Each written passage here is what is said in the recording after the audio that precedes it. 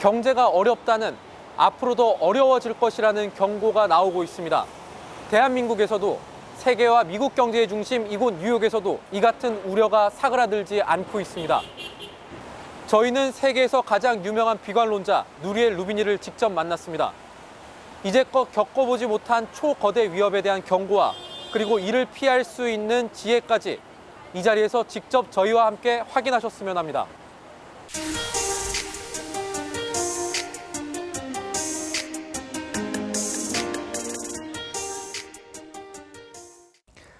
It's an honor to be with you, Dr. Rubini, and we are facing global economic uncertainty. So for today's interview, we will discussing potential megathreats and seeking the right way to address them. Even the nature of the economic threat is today different from a few years ago. A couple of years ago, we were worrying that inflation in advanced economy was too low, below 2%. Now we're worried the inflation is too high, well above 2%. 2 years ago, we were worried about the risk of what people call a secular stagnation, too much savings, not enough consumption, weak economic growth, and low inflation or deflation. Now we're worried about the opposite, but stagflation, the risk of inflation and recession at the same time. And if we look at the non-economic ones, we have now a geopolitical depression. We have also global climate change that's becoming severely damaging all over the world. COVID-19 has taught us that pandemics, global pandemics, even severe ones can occur. Now, I call them mega threats, but the Financial Times this year chose as one of the buzzwords of the year for last year the term poly-crisis, the same idea, economic and non-economic threats interacting with each other. And in fact, recent high CPI and strong consumer spending lends weight to the argument that inflation may not be easily tamed. How do you evaluate the Fed policy direction related to the rate hike, and what is your view on how much inflation will ease this year, and what is the reason for your view? People are optimistic and say we'll be able to go back to, say, the target of 2% inflation without causing a hard landing, meaning without having a recession. I'm skeptical. I'm of the view that we'll have a hard landing. You know, in U.S. history, there's never been a case where inflation is above 5%, right now, depending on how you measure it, 6, 7, and unemployment is below 5%, and today is 3.5. That when that happens and the Fed raises rates, you get a soft landing. You always get a hard landing, first point. Secondly, in my view, pushing inflation down from around 8% or 10% towards 5, 6 is easy with tighter monetary policy. There are many reasons why inflation is going to remain sticky. It's going to be sticking around 4 or 5 rather than moving towards 2%. First reason has to do with commodity prices.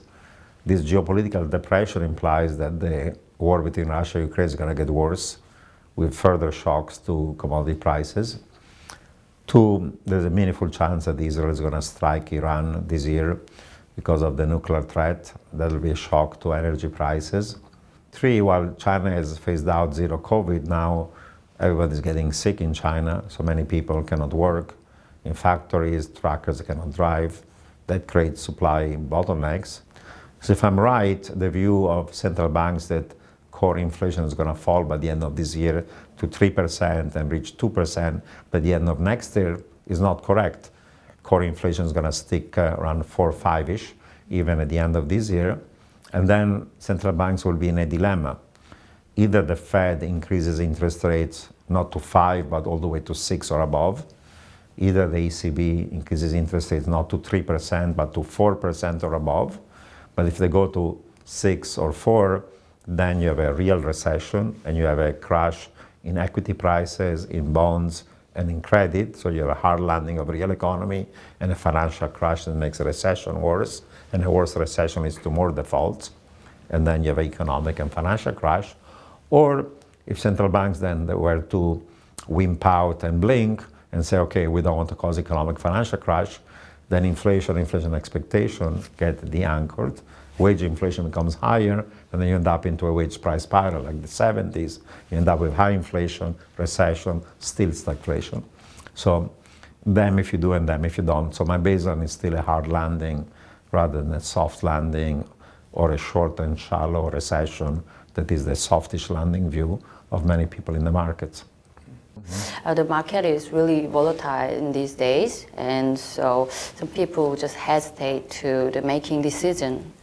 So could you please advise for those who invest currently in the U.S. market, and so what type of investment would you recommend, or do you think we shouldn't do this in the investment side?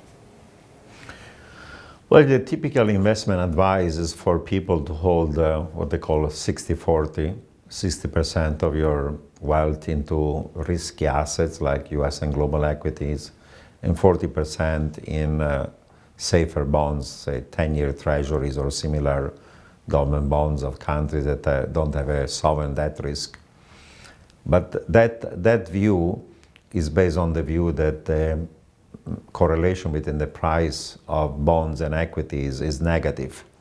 But that negative correlation assumes that inflation is low and stable. But if you do believe, like I do, that inflation is going to stay higher, and you don't have to be very apocalyptic. Suppose the average inflation rate in the next few years is not 2%, say 6. Really, not even 10, 6. So even a mild average inflation of, say, 6 rather than 2 implies a bloodbath for equities and a bloodbath for bonds, and the correlation remains positive. Now, if that world is true, some of your wealth has to be in stuff that provide you a hedge against inflation and the basement of fiat currency. You have to be in inflation index bonds that automatically give you higher return of higher inflation. You want to be in short-term treasuries, 1 month, because the yield will be higher and you don't have the price effect of long duration bonds. You want to be in gold or other precious metals. Gold does well when there's inflation, the basement of fiat currency. That's the investment profile that you have to think about as an investor.